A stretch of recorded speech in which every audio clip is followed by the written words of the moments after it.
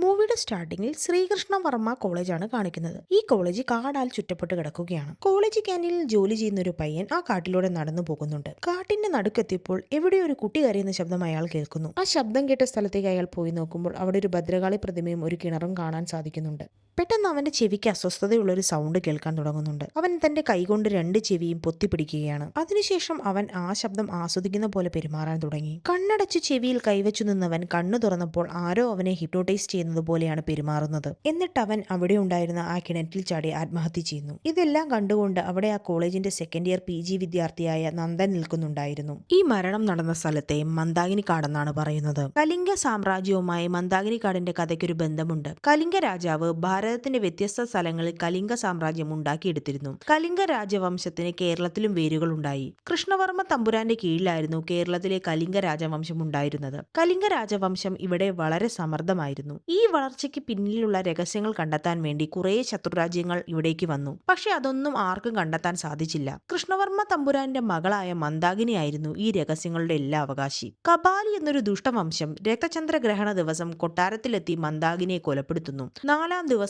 ആത്മാവായി മാറിയ മന്ദാകിനി കപാലൻ ഗോത്രത്തെ ഇല്ലായ്മ ചെയ്തു. അതിനുശേഷം മന്ദാകിനിയെ മന്ത്രവാദികൾ കൊട്ടാരത്തിനു പിന്നിലെ കൊടുങ്കാട്ടിൽ ഒരു കിണറ്റിലാണ് തളച്ചത്. കലിംഗ സാമ്രാജ്യം നിന്നിരുന്ന സ്ഥലം ഇപ്പോൾ ശ്രീകൃഷ്ണവർമ്മ കോളേജാണ്. അന്ന് അവിടെ ഉണ്ടായിരുന്ന മന്ദാകിനി കാടും ആ കിണറും ഇപ്പോഴുമുണ്ട്. അങ്ങനെയുള്ള മന്ദാകിനി കാട്ടിലെ കിണറ്റിലാണ് അയാൾ ചാടി മരിച്ചത്. ആരെങ്കിലും ഗ്രഹണ ദിവസം അവിടെ പോയാൽ ഇങ്ങനെ മരിക്കാറുമുണ്ട്. ഇങ്ങനെ ഒരു സംഭവം ഉണ്ടായതുകൊണ്ട് കാട് പൂജ ചെയ്ത് അടച്ചിടാനും കുട്ടികൾ ആ കാട്ടിലേക്ക് പോകുന്നത് തടയാനും കോളേജ് അതോറിറ്റീസ് തീരുമാനിക്കുന്നു. അന്ന് രാത്രി കോളേജ് ഹോസ്റ്റലിലെ ദുർഗ, അനാർക്കലി, സിമി, ബബിത എന്നീ പെൺകുട്ടികൾ ആരും അറിയാതെ മന്ദാകിനി കാട്ടിൽ പോയി അവിടെ പ്രേതമില്ലെന്ന് തെളിയിക്കാൻ വേണ്ടി തീരുമാനിക്കുന്നു. ഇതേ സമയം ഹോസ്റ്റലിലേക്ക് വന്നുകൊണ്ടിരുന്ന ഭാരതി ടീച്ചറും സംഗീത ടീച്ചറും ആരൊക്കെയോ മരത്തിന്റെ പുറകിൽ നിന്ന് പുകവലിച്ചുകൊണ്ടിരിക്കുന്നത് കാണുന്നു. അത് നന്ദനും അവന്റെ അനുജനായ കൃഷ്ണനുമായിരുന്നു. കൃഷ്ണൻ ആ കോളേജിലെ ഫസ്റ്റ് ഇയർ വിദ്യാർത്ഥിയാണ്. ടീച്ചർമാരെ കണ്ട് അവർ രണ്ടുപേരും ഓടുകയും അവരുടെ പിന്നാലെ ടീച്ചർമാർ അവരെ പിടികൂടാൻ വേണ്ടി ഓടുന്നു. നന്ദനും കൃഷ്ണനും ഓടി അങ്ങനെ മന്ദാകിനി കാട്ടിന്റെ ഉള്ളിലേക്ക് കയറി. അതേസമയം മന്ദാകിനി കാട്ടിലേക്ക് കയറാൻ പോയ ഗേൾസ് ഗ്യാങ്ങിനെ ടീച്ചർമാർ പിടികൂടുന്നു. അവർക്കൊരു വാണിംഗ് കൊടുത്ത് അവരെ വിടുകയും ചെയ്യുന്നു. ടീച്ചർമാരുടെ കയ്യിൽ പെടാതിരിക്കാൻ വേണ്ടി ഓടിയ നന്ദനും കൃഷ്ണനും രണ്ടു വഴിക്കാണ് ഓടുന്നത്. ആ കാട്ടിൽ എവിടെ നിന്നോ ഒരു കുട്ടിയുടെ കരച്ചിൽ കേൾക്കുന്നതോടെ പേടിച്ച് കൃഷ്ണന്റെ ബോധം പോവുകയാണ്. കിണറ്റിന്റെ അടുത്തെത്തിയ നന്ദനെ ആരോ ഹിപ്നോട്ടൈസ് ചെയ്യുകയും കിണറ്റിൽ ചാടാൻ വേണ്ടി പ്രേരിപ്പിക്കുകയും ചെയ്യുന്നുണ്ട്. ഏതോ ഒരു പെൺകുട്ടിയുടെ കൈ വന്ന് അവനെ ചാടുന്നതിൽ നിന്ന് രക്ഷിക്കുന്നു. പിറ്റേ ദിവസം നന്ദനും കൃഷ്ണനും കണ്ണു തുറക്കുന്ന ക്യാമ്പസിലാണ്. എന്താണ് സംഭവിച്ചതെന്ന് അവർക്ക് മനസ്സിലാകുന്നതേയില്ല. അടുത്ത ദിവസം കോളേജിൽ പൂജാരിമാർ വന്ന് പൂജ ചെയ്ത് മന്ദാകിനിക്കാട് അടച്ചുപൂട്ടുന്നുണ്ട്. അവിടെ നിന്ന് സീൻ കട്ടായി അടുത്ത സീനിൽ 10 വർഷം കഴിഞ്ഞ് നന്ദന്റെയും കൃഷ്ണന്റെയും വീടാണ് കാണിക്കുന്നത്. അവർക്ക് അജി എന്നൊരു അനിയൻ കൂടിയുണ്ട്. നന്ദനും കൃഷ്ണനും ഇപ്പോൾ ചാത്തൻ സേവയും മന്ത്രവാദവുമാണ് ജോലി. മന്ദാകിനി കാട്ടിൽ വെച്ച് മന്ദാകിനിയുടെ പ്രസൻസ് അറിഞ്ഞ നന്ദൻ മന്ദാകിനിയെ കുറിച്ചുള്ള കാര്യങ്ങൾ കണ്ടുപിടിക്കുന്നതിന് തിരക്കിലാണ്. മന്ദാകിനി കാട്ടിൽ നടക്കുന്ന കാര്യങ്ങളെ കുറിച്ച് അറിയാൻ വേണ്ടി അനുജനായ അജിയെ അവർ ശ്രീകൃഷ്ണ കോളേജിൽ തന്നെയാണ് ചേർത്തിരുന്നത്. മന്ദാകിനി കാട് ഇപ്പോഴും അടഞ്ഞു തന്നെയാണ് കിടക്കുന്നത്. മന്ദാകിനി കാടിന്റെ കഥയിൽ അജിക്ക് അത്ര വലിയ വിശ്വാസമൊന്നുമില്ല. കോളേജിൽ മന്ദാകിനിയുടെ കഥ ഒരു നുണയാണെന്നാണ് കമ്മ്യൂണിസ്റ്റുകാർ പറയുന്നത്. ആ കാട് വീണ്ടും തുറക്കാൻ വേണ്ടി അവർ ശ്രമിക്കുന്നുമുണ്ട്. ഈ അന്വേഷണത്തിൽ മന്ദാകിനിയെ കുറിച്ചുള്ള വിവരങ്ങൾ ഒരു ബുക്കിലുണ്ടെന്ന് നന്ദൻ മനസ്സിലാക്കുന്നുണ്ട്. വർഷങ്ങൾക്ക് മുൻപ് മന്ദാകിനി കാട്ടിൽ വെച്ച് അവനെ മാത്രം എന്താണ് കൊല്ലാതെ വിട്ടതെന്ന് ഇപ്പോഴും അവൻ ആലോചിക്കുന്ന ഒരു കാര്യമാണ്. കാരണം അറിയാതെ മന്ദാകിനിയെ കുറിച്ചുള്ള അന്വേഷണം അവൻ ഒരിക്കലും അവസാനിപ്പിക്കില്ല എന്ന് തീരുമാനിച്ചിരിക്കുകയാണ്. ഇതേ സമയം കമ്മ്യൂണിസ്റ്റ് പാർട്ടിക്കാർ കാട് തുറക്കാൻ വേണ്ടി പോകുന്നുണ്ടെങ്കിലും അടച്ച കോളേജുകാർ തന്നെ തുറക്കട്ടെ എന്ന് തീരുമാനിച്ച് അവർ തിരിച്ചു പോരുന്നു. അതേ സമയത്ത് സംഗീത ടീച്ചർ തന്റെ മകളായ ഗായത്രിയെ ആ കോളേജിൽ ചേർക്കുന്നുണ്ട്. ഗായത്രി ചെറുപ്പം മുതൽ അവളുടെ അച്ഛന്റെ കൂടെയായിരുന്നു. അവളുടെ അച്ഛൻ ഭയങ്കര സ്ട്രിക്റ്റ് ആണ്. ഗായത്രിയെ എപ്പോഴും ഉപദ്രവിക്കും. അതുകൊണ്ട് സംഗീത ഗായത്രിയെ അവളുടെ അടുത്ത് തന്നെ നിർത്താൻ വേണ്ടി തീരുമാനിക്കുന്നു. പുതിയതായി ക്ലാസ്സിൽ ജോയിൻ ചെയ്ത ഗായത്രി അജിയുടെ അടുത്ത് നിന്ന് ക്ലാസ്സിലെ നോട്ട്സ് എഴുതാൻ വേണ്ടി ബുക്ക് വാങ്ങുന്നുണ്ട്. അവന്റെ ഹാൻഡ് റൈറ്റിംഗ് അവൾക്ക് മനസ്സിലാകാത്തത് കൊണ്ട് അവൻ അവൾക്ക് അത് ക്ലിയർ ആയി പറഞ്ഞു കൊടുക്കുന്നുണ്ട്. കുറച്ചു കഴിഞ്ഞ് അജി കൃഷ്ണനെ വിളിച്ച് കോളേജിലെ കുട്ടികൾ മന്ദാകിനി കാട് തുറക്കാൻ വേണ്ടി സമരം നടത്താൻ പോവുകയാണെന്ന് പറയുന്നു. ഈ ഫോൺ വിളി കേട്ടുകൊണ്ടിരുന്ന അവരുടെ മാമൻ ആ കാട് തുറക്കുന്നത് അന്ധവിശ്വാസങ്ങൾ മാറാൻ വേണ്ടി നല്ലതാണെന്ന് പറയുന്നു. അപ്പോൾ കൃഷ്ണൻ തനിക്ക് കാട്ടിൽ വെച്ചുണ്ടായ അനുഭവങ്ങൾ മാമനോട് പറയുന്നു. മന്ദാകിനി ഒരു സത്യമാണെന്ന് നമുക്ക് അവന്റെ വാക്കുകളിൽ നിന്നും മനസ്സിലാക്കാം. സുഹൃത്തുക്കളുമായി ബെറ്റ് വെച്ച് മനാഫും അവന്റെ 2 കൂട്ടുകാരും കൂടെ മന്ദാകിനി കാട്ടിൽ പോയി അവിടെ ഒന്നുമില്ല എന്ന് തെളിയിക്കാൻ തീരുമാനിക്കുന്നു. മനാഫിന്റെ അച്ഛൻ അക്ബർ 20 വർഷമായി കോളേജ് സെക്യൂരിറ്റിയാണ്. അയാൾ ഇതുവരെ ഒരു പ്രേതത്തെയും ഇവിടെ കണ്ടിട്ടില്ല എന്ന് മനാഫ് പറയുന്നു. കൂട്ടുകാരൻ അവർ 3 പേരോടും കാട്ടിൽ പോയി കിണറ്റിന്റെ അവിടെ നിന്ന് സെൽഫി എടുത്തു കൊണ്ടുവരാനാണ് പറയുന്നത്. അവർ അങ്ങോട്ട് പോകാൻ ഇറങ്ങിയപ്പോഴേക്കും മനാഫിന് ഒരു കോള് വരികയും അത്യാവശ്യമായി വേറെന്തോ കാര്യത്തിന് പോകേണ്ടി വരികയും ചെയ്തു. അപ്പോൾ അവന്റെ 2 കൂട്ടുകാർ മാത്രം ആ കാട്ടിലേക്ക് പോകുന്നു. അവർ കാട്ടിലൂടെ കിണറ്റിന്റെ അടുത്തെത്തിയപ്പോൾ അവിടെ ഒരു മൂങ്ങയെ കാണുന്നുണ്ട്. അപ്പോൾ തന്നെ കിണറ്റിൽ നിന്ന് ആരോ കരയുന്ന ശബ്ദം കേൾക്കുകയും അതിൽ നിന്നൊരു രൂപം പെട്ടെന്ന് അലറിക്കൊണ്ട് പുറത്തേക്ക് വരികയും ചെയ്തു. അത് കണ്ട് അവർ 2 പേരും പേടിച്ചലറിക്കൊണ്ട് ഓടുകയാണ്. ഇതേ സമയം കോളേജിൽ അജിയും ഗായത്രിയും കൂടുതൽ സമയം ഒരുമിച്ച് ചിലവഴിക്കാൻ തുടങ്ങുന്നു. അജിക്ക് അവളോടൊരു ഇഷ്ടം തോന്നി തുടങ്ങിയിരുന്നു. അവന് ഗായത്രിയോട് ഇഷ്ടമുള്ള കാര്യം അവന്റെ ചേട്ടന്മാർക്കും മനസ്സിലാകുന്നുണ്ട്. ഗായത്രി അജിയുടെ കൂടെ കറങ്ങുന്നതും അജി അവളെ വീട്ടിൽ കൊണ്ടാക്കുന്നതും എല്ലാം സംഗീതയുടെ ശ്രദ്ധയിൽപ്പെടുന്നുണ്ട്. അങ്ങനെ കുറച്ചു ദിവസം ആവർത്തിച്ചപ്പോൾ സംഗീത അവളുടെ അടുത്ത് ദേഷ്യപ്പെടുന്നു. ഇനി ഇതുപോലെ അജിയുടെ കൂടെ കറങ്ങിയാൽ അവളെ തിരിച്ച് അച്ഛന്റെ അടുത്ത് കൊണ്ടാക്കുമെന്ന് സംഗീത അവളോട് പറയുന്നു. ഇത് കേട്ട ഗായത്രി ഭയങ്കരമായിട്ട് സങ്കടപ്പെടുന്നുണ്ട്. കോളേജിൽ മന്ദാകിനി കാർഡ് കുട്ടികൾക്ക് വേണ്ടി തുറന്നു കൊടുക്കാൻ കുട്ടികൾ സമരം ചെയ്യുകയാണ്. കോളേജ് അതോറിറ്റീസ് ഈ കാര്യം ഡിസ്കസ് ചെയ്യാൻ വേണ്ടി ഒരു മീറ്റിംഗ് കൂടുന്നുണ്ട്. ആ മീറ്റിംഗിൽ കുട്ടികളുടെ നിർബന്ധപ്രകാരം കാർഡ് തുറന്നു കൊടുക്കാൻ അവർ തീരുമാനിക്കുന്നു. ന്യൂ ഇയറിന്റെ അന്ന് മന്ദാകിനി കാർഡ് തുറക്കുമെന്ന അനൗൺസ്മെന്റ് കേട്ട കുട്ടികൾ സന്തോഷിക്കുകയാണ്. അങ്ങനെ ഡിസംബർ 31-ാം തീയതി വന്നെത്തി. നന്ദന്റെ വീട്ടിൽ ഒരു പൂജയ്ക്ക് വേണ്ടിയുള്ള ഒരുക്കങ്ങൾ നടക്കുന്നുണ്ട്. ചാത്തനെ വീട്ടിൽ കുടിയിരുത്താൻ വേണ്ടിയിട്ടുള്ള ഒരു പൂജയാണ്. അതുകൊണ്ട് ആ ദിവസം നന്ദനും കൃഷ്ണനും ആ വീട്ടിൽ നിന്ന് പുറത്തു പോകാനേ സാധിക്കുകയില്ല. അജി ഗായത്രിക്ക് മെസ്സേജ് അയക്കുന്നുണ്ടെങ്കിലും അവൾ അതിനൊന്നും റിപ്ലൈ തരുന്നില്ല. അത് കണ്ട അജി അവളെ കോളും ചെയ്യുന്നുണ്ട്. പക്ഷെ ഗായത്രി അവന്റെ കോളും കട്ട് ചെയ്യുകയാണ്. ഇതെല്ലാം കണ്ട് അജിക്ക് വല്ലാതെ സങ്കടമാകുന്നുണ്ട്. അപ്പോൾ ഗായത്രിയുടെ അടുത്തിരുന്ന പെൺകുട്ടിക്ക് ഒരു കോള് വരുന്നു കാണാം. ആ പെൺകുട്ടിയുടെ ചേട്ടനായിരുന്നു. അയാൾ ഇപ്പോൾ ആ കോളേജിലേക്ക് വരികയാണെന്ന് പറഞ്ഞു. അത് കേട്ട ആ പെൺകുട്ടി വല്ലാതെ ടെൻഷൻ ആകുന്നുണ്ട്. എന്നിട്ട് അവള് ബാഗ് തുറന്ന് ഒരു സിഗരറ്റ് പാക്കറ്റ് എടുത്ത് ഗായത്രിയുടെ പേഴ്സിൽ ഒളിപ്പിച്ചു വെക്കുന്നു. ക്ലാസ് കഴിഞ്ഞ് എല്ലാവരും പോകുമ്പോൾ ഗായത്രിയുടെ ആ പേഴ്സ് താഴേക്ക് ചാടി പോകുന്നുണ്ട്. അജി നന്ദനെ വിളിച്ച് മന്ദാകിനി കാർഡ് തുറക്കാൻ വേണ്ടി പൂജാരിമാർ വന്നിട്ടുണ്ടെന്ന് പറയുന്നു. അത് കേട്ട നന്ദൻ വല്ലാതെ ടെൻഷൻ ആകുന്നുണ്ട്. ആളുകൾ വന്ന് കാട്ടിൽ കെട്ടിവെച്ച വേലികൾ പൊളിച്ച് ആ കാർഡ് തുറന്നു. അപ്പോൾ അവിടെ ഉണ്ടായിരുന്ന മന്ദാകിനി ഉണർന്നിരുന്നു. നന്ദന്റെ വീട്ടിൽ ചാത്തനെ കുടിയിരുത്താനുള്ള പൂജ നടത്തുകയാണ്. ആ സമയത്ത് നന്ദൻ വല്ലാത്ത ടെൻഷനിൽ തന്നെയാണ്. കാരണം ഇന്ന് ധനുമാസത്തിലെ ചന്ദ്രഗ്രഹണമുള്ള ദിവസമാണ്. ഇങ്ങനെ ചന്ദ്രഗ്രഹണമുള്ള ദിവസമാണ് മന്ദാകിനി ആളുകളെ കൊല്ലുന്നത്. ഇങ്ങനെയൊരു ചന്ദ്രഗ്രഹണം നൂറ്റാണ്ടിൽ ഒരു ദിവസം മാത്രമാണ് നടക്കുന്നത്. ഇങ്ങനെയുള്ള ഗ്രഹണത്തിൽ സമയം കൂടുതലാണ്. ഇതൊക്കെ സംസാരിച്ചുകൊണ്ട് നന്ദനും കൃഷ്ണനും ഇങ്ങനെ ഉറങ്ങാതിരിക്കുകയാണ്. അപ്പോൾ അവരുടെ മാമൻ അജിയെ വിളിച്ചുകൊണ്ട് അയാളുടെ വീട്ടിലേക്ക് പോകുകയാണ്. രാത്രിയിൽ റൂമിൽ പഠിച്ചുകൊണ്ടിരുന്ന ഗായത്രിയെ കൂട്ടുകാരി വിളിക്കുന്നു. അവൾ ഗായത്രിയുടെ പേഴ്സിൽ കോണ്ടം വെച്ചിട്ടുണ്ടെന്ന് പറയുന്നു. അത് കേട്ട ഗായത്രി ടെൻഷനായി തന്റെ പേഴ്സ് തിരയുന്നുണ്ടെങ്കിലും അത് കിട്ടുന്നില്ല. അപ്പോൾ അവൾക്ക് തന്റെ പേഴ്സ് ക്ലാസ് റൂമിൽ വീണുപോയി എന്ന് മനസ്സിലാവുന്നുണ്ട്. അപ്പോൾ ഗായത്രി തന്റെ മറ്റൊരു കൂട്ടുകാരിയെ വിളിച്ച് തന്റെ കൂടെ കോളേജിലേക്ക് വരാൻ പറ്റുമോ എന്ന് ചോദിക്കുന്നുണ്ട്. ആ കൂട്ടുകാരിയുടെ വീട്ടുകാർ ഭയങ്കര സ്ട്രിക്റ്റ് ആയതുകൊണ്ട് വരാൻ സാധിക്കില്ല എന്ന് അവൾ പറഞ്ഞു. സെക്യൂരിറ്റി കാണുന്നതിന് മുന്നേ പേഴ്സ് തിരിച്ചെടുത്തില്ലെങ്കിൽ പ്രശ്നമാകുമെന്നും അവൾ പറയുന്നുണ്ട്. ഗായത്രി രാത്രി ഒറ്റയ്ക്ക് അമ്മയുടെ സ്കൂട്ടി എടുത്ത് പോകാൻ തീരുമാനിക്കുന്നു. ഉറങ്ങിക്കിടന്ന അമ്മ അറിയാതെ സ്കൂട്ടിയുടെ കീ എടുക്കാൻ അവൾ നോക്കുന്നുണ്ടെങ്കിലും അപ്പോഴേക്കും വേറെ ആരോ വന്ന് ആ സ്കൂട്ടിയുടെ കീ വാങ്ങിച്ചുകൊണ്ട് പോകുന്നു. ഇത് കണ്ട ഗായത്രി നാളെ തന്റെ പേഴ്സ് ആരെങ്കിലും എടുത്താൽ എന്ത് സംഭവിക്കുമെന്ന് ആലോചിച്ച് കരയുകയാണ്. അജി അവന്റെ മാമന്റെ കൂടെ ഗായത്രി അവനെ ഇഗ്നോർ ചെയ്യുന്ന കാര്യം പറഞ്ഞ് സങ്കടത്തോടെ വെള്ളമടിച്ചുകൊണ്ടിരിക്കുകയാണ്. അവൾ അവനെ എന്തിനാണ് ഇഗ്നോർ ചെയ്യുന്നതെന്ന് അവനറിയില്ല. അപ്പോൾ ഗായത്രിയുടെ കോള് അജിക്ക് വരുന്നു. ഇപ്പോൾ തന്നെ തന്റെ കൂടെ കോളേജിലേക്ക് വരാമോ എന്നാണ് ഗായത്രി അജിയോട് ചോദിക്കുന്നത്. അത് കേട്ട അവന്റെ മാമൻ അവൾ അവന് സർപ്രൈസ് കൊടുക്കാൻ വേണ്ടി വിളിക്കുകയാണെന്ന് പറയുന്നു. അവനെ പ്രപ്പോസ് ചെയ്യാൻ വേണ്ടിയാണ് അവൾ അവനെ ഇഗ്നോർ ചെയ്തതെന്നും അയാൾ പറഞ്ഞു. അതുകൊണ്ട് ഒരു അടിപൊളി ഡ്രസ് ഇട്ടിട്ട് പോകാൻ അയാൾ അജിയോട് പറയുന്നു. അതേസമയം സെക്യൂരിറ്റിയായ അക്ബർ രാത്രിയിൽ കോളേജിലൂടെ ടോർച്ച് അടിച്ച് നടക്കുകയാണ്. അയാൾ ഗായത്രിയുടെ ക്ലാസ് റൂമിൽ എത്തുന്നുണ്ടെങ്കിലും പേഴ്സ് കാണുന്നില്ല. അപ്പോഴേക്കും മന്ദാകിനി കാട്ടിന്റെ സൈഡിൽ നിന്ന് ഏതോ ഒരു ശബ്ദം കേട്ട് അയാൾ കാട്ടിനുള്ളിലേക്ക് കയറുന്നു. അക്ബർ കിണറ്റിന്റെ അടുത്തെത്തിയപ്പോൾ അവിടെ ഉണ്ടായിരുന്ന മന്ദാകിനി ബാക്കിയുള്ളവരെ ചെയ്യുന്നത് പോലെ അക്ബറിനെ ഹിപ്നോട്ടൈസ് ചെയ്യുകയാണ്.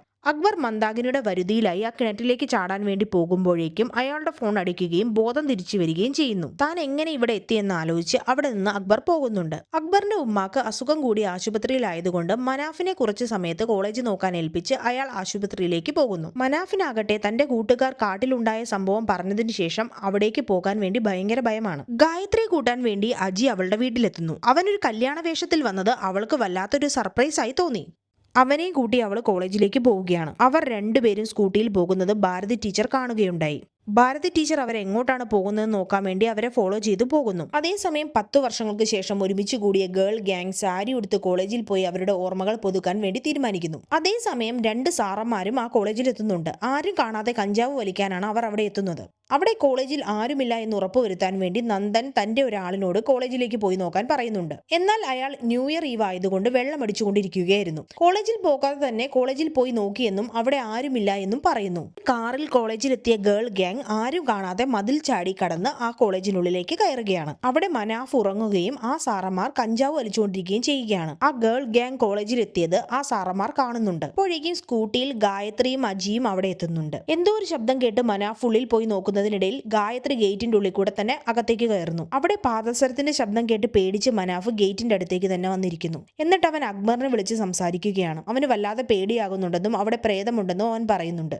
മനാഫ് ഗേറ്റിന്റെ അടുത്ത് തന്നെ ഇരിക്കുന്നതുകൊണ്ട് അജിക്ക് ഉള്ളിലേക്ക് കയറാൻ സാധിക്കുന്നില്ല. അതുകൊണ്ട് അവൻ മതിൽ ചാടി ഉള്ളിലേക്ക് കയറുന്നു. അവരുടെ പിന്നാലെ ഫോളോ ചെയ്ത് വന്ന ഭാരതി ടീച്ചറും കോളേജിന്റെ ഉള്ളിലേക്ക് കയറുന്നു. ഗായത്രി വഴിതെറ്റി മന്ദാകിനി കാടിന്റെ അടുത്തേക്കാണ് പോകുന്നത്. ആ കാടിന്റെ ഉള്ളിൽ നിന്ന് അജിയുടെ ശബ്ദം കേൾക്കുന്നത് പോലെ ഗായത്രിക്ക് തോന്നി. അപ്പോഴേക്ക് അജി ഗായത്രിയെ വിളിച്ച് കോളേജിന്റെ മുറ്റത്തേക്ക് വരാൻ വേണ്ടി പറയുന്നുണ്ട്. അപ്പോൾ പെട്ടെന്ന് തന്നെ അവൾ അവിടെ നിന്ന് കോളേജിന്റെ മുറ്റത്തിലേക്ക് പോവുകയാണ്. സമയം ഇത്രയായിട്ടും അജി വീട്ടിലെത്താത്തതുകൊണ്ട് അവൻ എവിടെയെന്ന് ചോദിക്കാൻ വേണ്ടി കൃഷ്ണന്റെ അടുത്ത് പറയുന്നുണ്ട്. കൃഷ്ണൻ മാമനെ വിളിക്കുമ്പോൾ വെള്ളമടിച്ചു ഫിറ്റായ മാമൻ അജി ഉറങ്ങി എന്ന് പറയുന്നുണ്ട്. അത് കേട്ടപ്പോൾ നന്ദുവിന് സമാധാനമായി. ഗേൾ ഗ്യാങ് അവരുടെ ക്ലാസ് റൂമിൽ എത്തുന്നു. അവർ തങ്ങളുടെ നൊസ്റ്റാൾജിക് മൊമെന്റ് ഓർത്ത് പാട്ട് പാടിക്കൊണ്ടിരിക്കുകയാണ്. ആ പാട്ട് കേട്ട മനാഫ് പ്രേതപ്പാട്ടെന്ന് പറഞ്ഞ് കൂടുതൽ പേടിക്കുന്നുണ്ട്. അത് കേട്ട് അവൻ അക്ബറിനെ വിളിച്ച് അതും പറയുന്നു. അവന്റെ ഈ പേടിയെക്കുറിച്ച് കേട്ട അക്ബർ അവന്റെ അടുത്ത് ദേഷ്യപ്പെടുന്നുണ്ട്. ഗായത്രിയെ വെയിറ്റ് ചെയ്ത് നിന്ന അജിയുടെ ബെൽറ്റ് പൊട്ടിപ്പോകുന്നു. ഗായത്രി അവന്റെ കയ്യിൽ പിടിച്ച് വലിച്ചു കൊണ്ടുപോകുമ്പോൾ അവന്റെ മുണ്ട് അഴിഞ്ഞു പോകുന്നു. അപ്പോൾ ഗായത്രി അവന്റെ മുണ്ട് കയറ് വെച്ച് കെട്ടിക്കൊടുക്കുന്നുണ്ട്. അത് കണ്ടുകൊണ്ടിരുന്ന ഭാരതി ടീച്ചറും ബാക്കിയുള്ള 2 സാറന്മാരും അവരെ തെറ്റിദ്ധരിക്കുന്നു. ഗേൾ ഗ്യാങ്ങിന് ഗായത്രിയുടെ പേഴ്സ് ക്ലാസ് റൂമിൽ കിടന്ന് കിട്ടുന്നു.